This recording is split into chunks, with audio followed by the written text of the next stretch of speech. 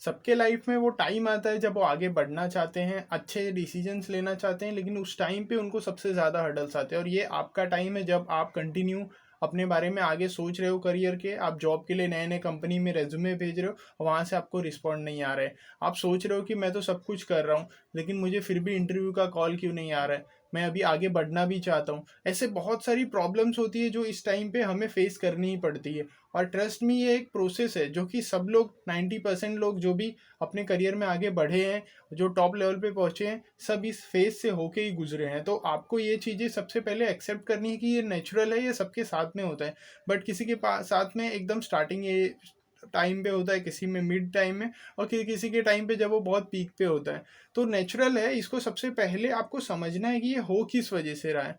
अब आप इस पॉइंट पे जहाँ पे आप कंटिन्यू दूसरे जगह पे जॉब के लिए अप्लाई कर रहे हो, उस टाइम पे आप सोचोगे कि मुझे एक्चुअली में मुझ में क्या कमी है जो मुझे कोई बिना इंटरव्यू बुलाए ही रिजेक्ट कर दे रहा है, या मुझे बिना देखे बिना मुझसे बात किए, बिना मेरे स्किल को असेस किए कोई मुझे इंटरव्यू में नहीं बुलाएगा, तो मैं आगे कैसे अपने आप को प्रूफ करूँगा, या कैसे मेरी आगे सैलरी बढ़ेगी। ऐसे बहुत सारे क्वेश्चंस होते हैं जो अपने को इस टाइम पे अपने दिमाग में पाते रहते हैं। तो उन्हीं बातों के बारे में मैं डिटेल में डिस्कस करने वाला हूँ वन बाय वन इस वीडियो के अंदर।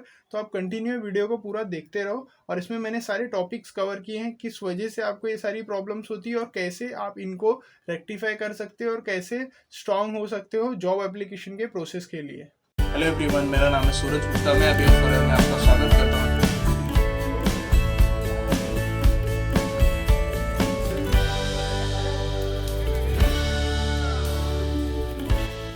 सबसे पहले आप ये समझ लो कि ये जो है वो सबके साथ में हो रहा है, मतलब आप नेचुरली अकेले नहीं हो।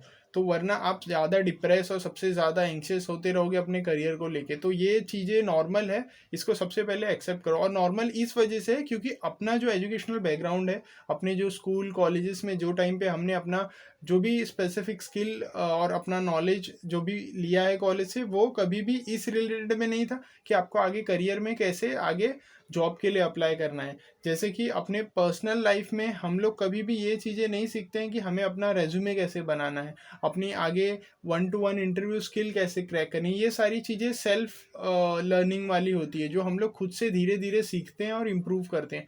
तो ये नेचुरल है कि ये वाली चीज़ें जो स्टार्टिंग फेज में हम लोग सीख रहे होते हैं उस टाइम पे अपने को ज़्यादा हर्डल्स होते हैं। तो वैसे ही आप कभी भी कोई भी नए जॉब में जाओगे या कोई नई कंपनी में स्विच करने के लिए अप्लाई करोगे, तो वहाँ पे बहुत सारी प्रॉब्लम्स होती है जो इनिशियली तुम्हें फेस करनी होती है। तो ये जब मैं बोल रहा हूँ तुम्हें, मतलब हम सबको जो कि अपने लिए आगे बढ़ना चाहते हैं और कुछ करना चाहते हैं, तो ये सबसे मेजर है कि सबसे पहले इसको फेस करना ही होता है, ये सबसे पहले एक्सेप्ट करना। अब सेकेंडली जो सबसे मोस्ट इंपॉर्टेंट चीज़ है वो आपको ये समझना है कि जिस मार्केट में आप एंट्री करना चाहते हो उस मार्केट की रिक्वायरमेंट क्या है।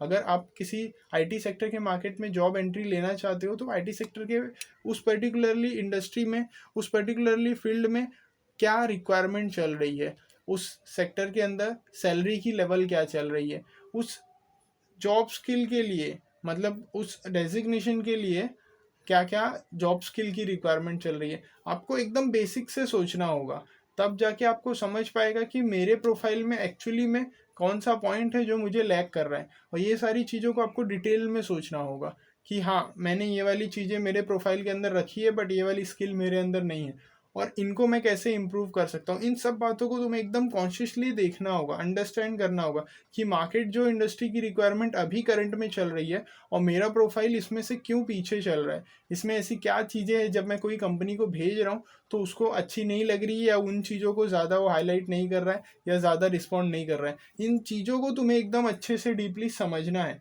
सबसे पहले।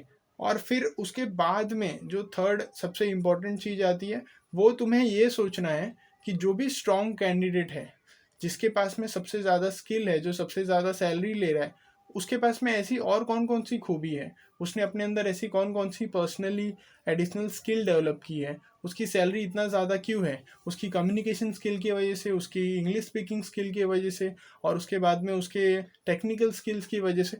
कुछ तो बात होगी, और यही बात है जो हमको, उनको, सबको अलग अलग बनाती है। और ये जो एडिशनल स्किल का जो बैरियर होता है, अगर ये किसी ने क्रॉस कर लिया तो उसको कोई रोक नहीं सकता है, क्योंकि वो समझ गया है कि एक ऑर्डिनरी और एक्स्ट्रा ऑर्डिनरी कैंडिडेट के बीच के डिफरेंस क्या होते हैं।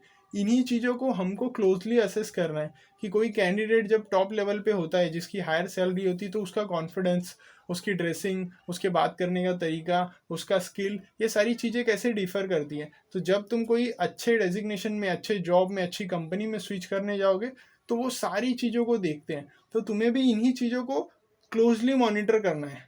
मैंने अभी तुम्हें 3 बातें बताई है, उसको समराइज़ करता हूँ। सबसे पहला, तुम्हें एक्सेप्ट करना है कि ये एक फेज़ है जो कि सबके साथ में होता है, हमारे साथ में भी इस पॉइंट पे हुआ है और होगा। कुछ टाइम की बात है जब तक हम लोग ये वाली स्किल को डेवलप नहीं कर लेते। सेकेंडली, हम लोग इन बातों पे बात करते हैं जिसके अंदर मार्केट की रिक्वायरमेंट क्या है, उस हिसाब से हम खुद को ग्रूम करते हैं। और थर्ड, जो टॉप कैंडिडेट होता है जिसके अंदर हाई स्किल्स होती है, उसके अंदर ऐसी कौन कौन सी क्वालिटीज़ होती है जो अपने अंदर अभी लैग कर रही है। उन तीनों बातों को अगर तुमने अच्छे से इम्प्लीमेंट कर लिया, trust me, it's a matter of month, कुछ भी नहीं टाइम लगेगा, तुम्हें इजीली जॉब मिल जाएगी। और तुम्हें इजीली लगेगा कि ये तो एकदम चेरी थी, मतलब कुछ था नहीं इसके अंदर जो मैं इतना ज़्यादा वरीड कर रहा था। आई होप मेरी बताई हुई सारी बातें आपको समझ में आई होगी। कुछ डाउट होगा तो मुझे कमेंट में करके पूछो। नेक्स्ट वीडियो में इसी टाइप के किसी न्यू कंटेंट के साथ मिलते हैं। Thank you.